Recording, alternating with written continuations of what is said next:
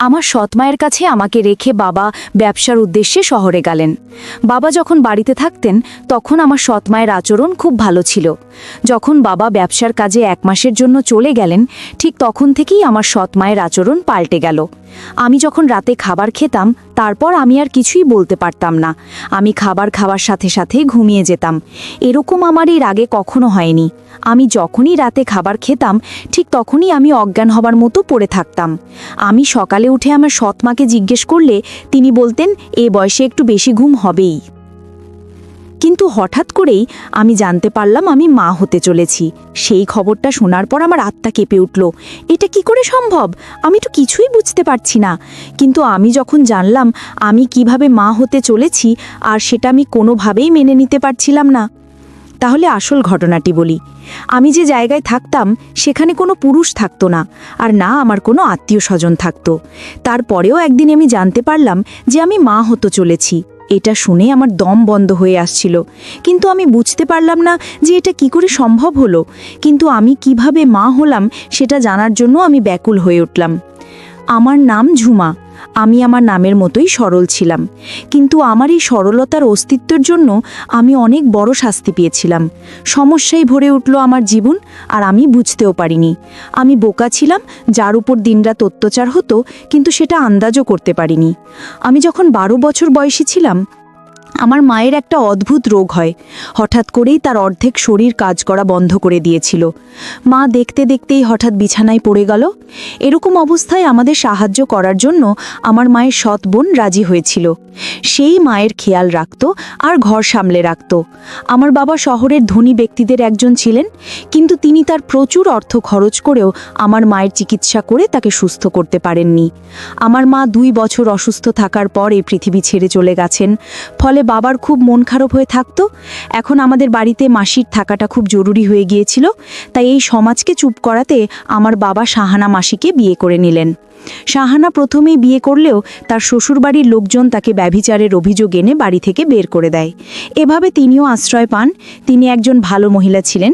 3 বছর ধরে তিনি আমার মায়ের অনেক যত্ন নিয়েছেন। আমার সমস্ত কাজগুলো মাসিমা করে দিত। এখন বড় হয়েছি, নিজের কাজ নিজে করে থাকি। যাওয়ার আগে মা বাবাকে বলেছিল আমার ভালোভাবে যত্ন নিতে, যদিও আমার বাবা সবসময় আমাকে অনেক স্নেহ করতেন। কিন্তু আমার মা চলে যাওয়ার পর তার জীবন যেন আমার মধ্যে আটকে যায়। সে বারবার শাহানাকে বলতো আমার খুব খেয়াল রাখতে। দিনে অনেকবার বাবা জিজ্ঞেস করতেন সময় মতো খাবার খেয়েছে কিনা, ড্রাইভার কি আমার সময় মতো স্কুল থেকে বাড়ি নিয়ে এসেছে। একদিন আমার বাবাকে একটা গুরুত্বপূর্ণ কাজের জন্য কয়েকদিনের জন্য বাইরে যেতে হয়েছিল, এবং তিনি খুব চিন্তিত ছিলেন। এবং তিনি শাহানাকে বিশ্বাস করেছিলেন, কারণ তিনি কঠিন সময়ে আমাদের সমর্থন করেছিলেন, যখন কিনা আমাদের অনেক আত্মীয় আমাদের ছেড়ে চলে গিয়েছিলেন। বাবা সহজভাবে একদিন বললেন, আমার মেয়ে আমার সব কিছু। আমি যা আয় করছি সবই আমার মেয়ের। আমি আর কাজকর্ম করতে চাই না। আমি এই শেষ কাজটা করতে যাচ্ছি। এই কাজটি আমাকে এত সম্পদ দেবে যে আমি সারা জীবন বসে বসে খেতে পারবো। তারপর আমি আমার সমস্ত সম্পদ আমার মেয়েকে দেব এবং তার বিয়ে দিয়ে দেব। আমার জামাই আমার সাথে থাকবে। আমি শুধু আমার স্মৃতিতে আমার শেষ জীবন কাটাতে চাই। আমি তোমাকে আশ্রয় দিয়েছি, এটা তোমার বাড়ি, তোমার কোনো কিছুরই অভাব হবে না। শাহানা আমার বাবাকে বলল, কি বলছো তুমি? আমি অনেক ভাগ্যবান যে তুমি আমাকে তোমার বউ মেনে নিয়েছো। আমিও সারা জীবন ঝুমার মা হয়েই কাটাতে চাই। আমি তার মাকে কথা দিয়েছিলাম যে আমি সবসময় তার যত্ন নেব। তিনি আমার আসল বোন ছিলেন না, তবে বোনের চেয়েও বেশি ছিলেন। আমি তার কাছে আমার প্রতিশ্রুতি পূরণ করতে চাই, এবং এটাই আমার জীবনের লক্ষ্য। আমার বাবা বললেন, আমি নিশ্চয়ই জীবনে অনেক কিছু পূর্ণ করেছি যে আমি তোমার মতো একজন ভালো মহিলা পেয়েছি। 1 বছর পর গ্রামের বাইরে যাচ্ছি, আমার মেয়েকে তোমার কাছে ভরসা রেখে ওর খেয়াল রেখো। আমি তার জন্য একটা সম্বন্ধ দেখেছি। ছেলেটি আমার বন্ধুর ছেলে। তার সাথে ঝুমার বিয়ে দেব এবং আমার সমস্ত সম্পদ তাদের দুজনের নামে করে দেব। বয়স যখন 16 বছর, তখন আমার বাবা আমাকে শাহানার কাছে রেখে যান। বাবা বললেন তিনি তাড়াতাড়ি ফিরে আসবেন। কিন্তু যেদিন বাবা এই গ্রাম ছেড়েছেন, সেদিন থেকে শাহানার মনোভাব কিছুটা বদলে গেল। সেই রাতে সে আমার জন্য রান্না করেনি। আজকে রান্না করেনি কেন জিজ্ঞেস করলে সে বলল, আমার শরীর খারাপ, ফ্রিজে যা পড়ে আছে তাই খাও। একদিন ছুটি দেওয়া উচিত, তা অন্তত আমি বুঝতে পারতাম। তাই আশেপাশে যা ছিল তা খেয়ে ঘুমিয়ে পড়লাম। রাতে আমার বাড়িতে কিছু নড়াচড়া শব্দ শুনতে পেলাম। আমার ঘুম খুব কাঁচা ছিল। আমি জেগে উঠলাম। আমি দেখলাম সাহানা মাসি দরজা বন্ধ করছে। আমি তার দিকে তাকালাম এবং সে কিছুটা ঘাবড়ে গেল। আমি জিজ্ঞেস করলাম, কেউ এসেছে? সে বলতে লাগলো, না, আমি দরজা বন্ধ করতে ভুলে গেছিলাম, সেজন্য সে দরজা বন্ধ করতে এসেছিল। আমি আমার ঘরে ফিরে এলাম। পরের দিন স্কুলে গিয়ে জানতে পারলাম শহরে কিছু রোগ ছড়িয়ে পড়ায় স্কুল থেকে ছুটি দিয়ে দিচ্ছি।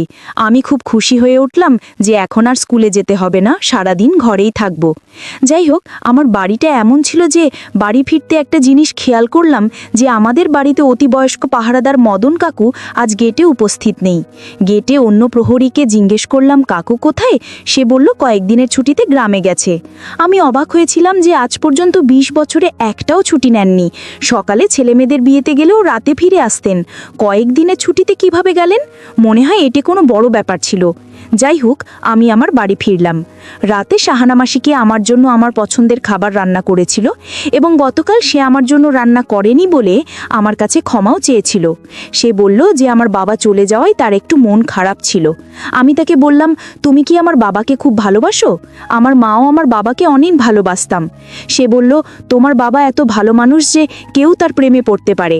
আমিও তার প্রেমে পড়তে শুরু করি, কিন্তু সে আমার দিকে তাকায় না। তুমি আমার সৎ মা হলেও আমি তোমাকে কখনো অপরিচিত মনে করিনি। বাবা ফিরে এলে আমি তাকে বলবো আমার মায়ের সাথে যেমন করে থাকতো ঠিক সে যেন তোমার সাথে তেমন করেই থাকে। সে জিজ্ঞেস করতে লাগলো, তোমার বাবা তোমার মায়ের সাথে কেমন থাকতেন? আমি বললাম যে তিনি প্রতিদিন আমার মায়ের জন্য নতুন এবং দামি উপহার নিয়ে আসবেন। তিনি তার প্রশংসা করতেন। দুজনকে একসাথে খুশি দেখে আমিও খুব খুশি হতাম। আমি শুধু তার সাথে কথা বলে এবং আমার পছন্দের খাবার খাচ্ছিলাম। এটা তো সত্য যে তিনি খুব ভালো খাবার রান্না করতেন, এমনকি আমার মায়ের চেয়েও ভালো। এরপর কখন আমার রুমে এসে আমি এত গভীরভাবে ঘুমিয়ে পড়েছিলাম মনে নেই। সকালে যখন চোখ খুললাম আমি আমার বিছানায় শুয়ে আছি, কিন্তু আমি মনে করতে পারছি না কিভাবে আমি আমার বিছানায় পৌঁছেছি। সকালে সাহানা আমার সৎমাকে জিজ্ঞেস করলে সে বলল, তুমি নিজেই তোমার বিছানায় গিয়েছো, কিন্তু হ্যাঁ, তোমার খুব ঘুম হচ্ছে। এই বয়সে ঘুম এমনই হয়, কিছুই মনে থাকে না। এ বয়সে সত্যি এমন ঘুম আসে, কিন্তু আমার ঘুম তো খুব কাঁচা ছিল। কিন্তু যাই হোক, তারপরে আমি সেদিকে খুব একটা মনোযোগ দিইনি। কিন্তু এখন আমার বাড়িতে অদ্ভুত কিছু ঘটনা ঘটছিল। একদিন দেখলাম ড্রয়িং রুমে অনেক অনেক ভালো ভালো খাবার সাজানো ছিল। কে আছে জিজ্ঞেস করলে কাজের মেয়ে বলল, আপনি এসেছে শাহানারা, আপনি। তো আমারও আপনি সমান। তাই আমি ড্রয়িং রুমে গেলাম, আর সেখানে গিয়ে আমার সামনের দৃশ্য দেখে আমিও অবাক হয়ে গেলাম। ওখানে কোনো অতিথি ছিল না, কিন্তু দুজন লোক বসেছিল যারা দেখতে বড় লোক, কিন্তু কিছুটা বিপজ্জনক বটে। আমি ভিতরে প্রবেশ করার সাথে সাথে সে আমার দিকে তাকাতে লাগলো। শাহানা আমাকে পরিচয় করিয়ে দিয়ে বলল, এ আমার স্বামীর মেয়ে।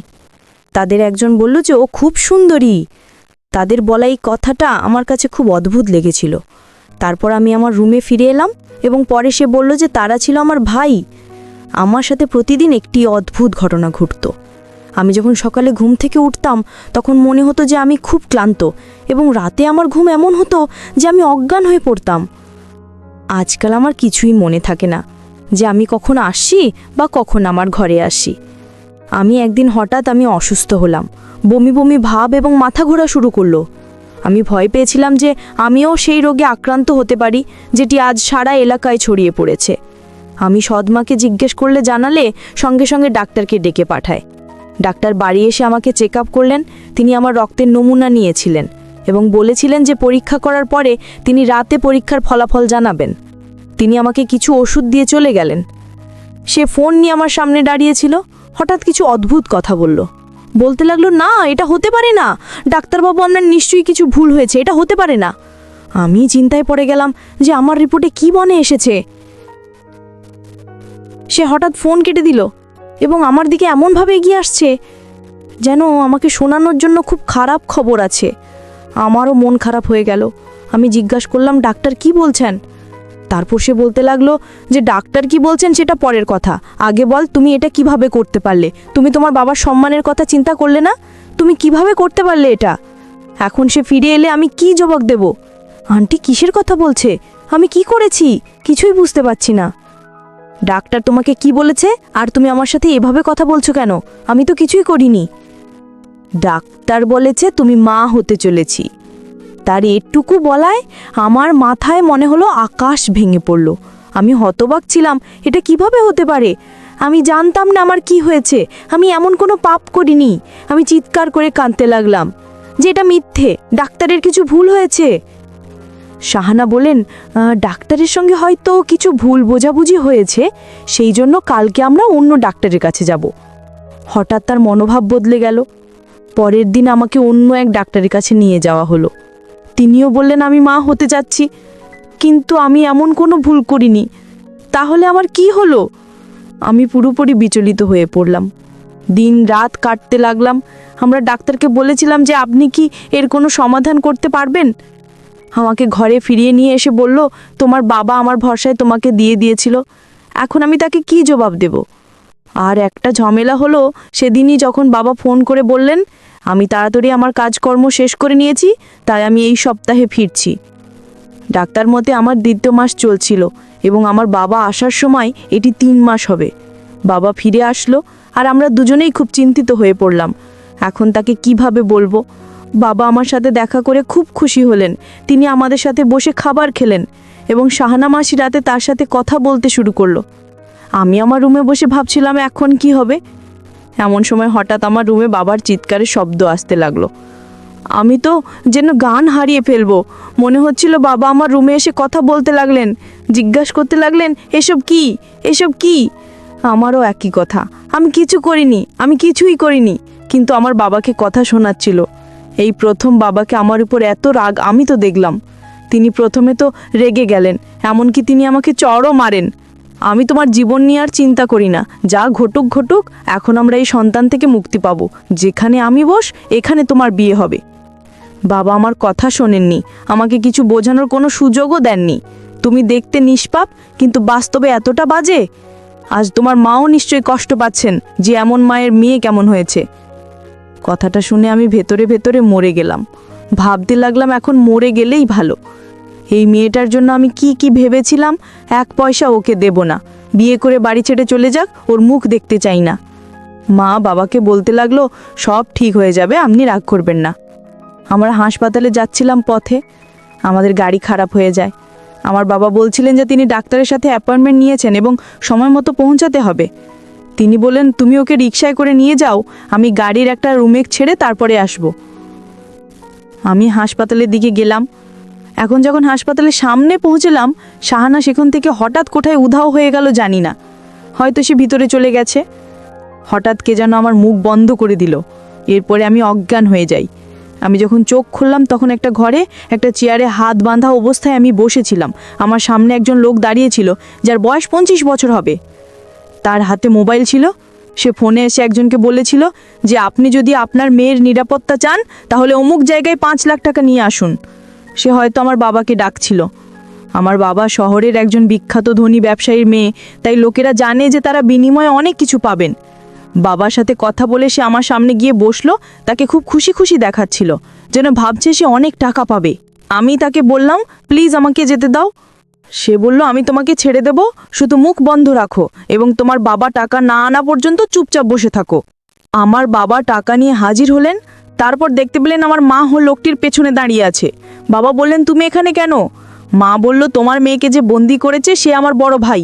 আমি চাই তোমার মেয়ের সাথে আমার ভাইয়ের বিয়ে হোক আর সমস্ত টাকা পয়সা সম্পত্তি আমার ভাইয়ের নামে হোক। আমার মায়ের আসল ছবিটা আজকে পরিষ্কার হয়ে গেল। আমার মা আরও বললেন তোমার মেয়ে যে মা হতে চলেছে সেটা আমার ভাইয়ের। আমি তোমার মেয়েকে রাতে এমন কিছু খাওয়াতাম, সাথে সাথে ঘুমিয়ে যেত, তার কোনো হুঁশ থাকতো না।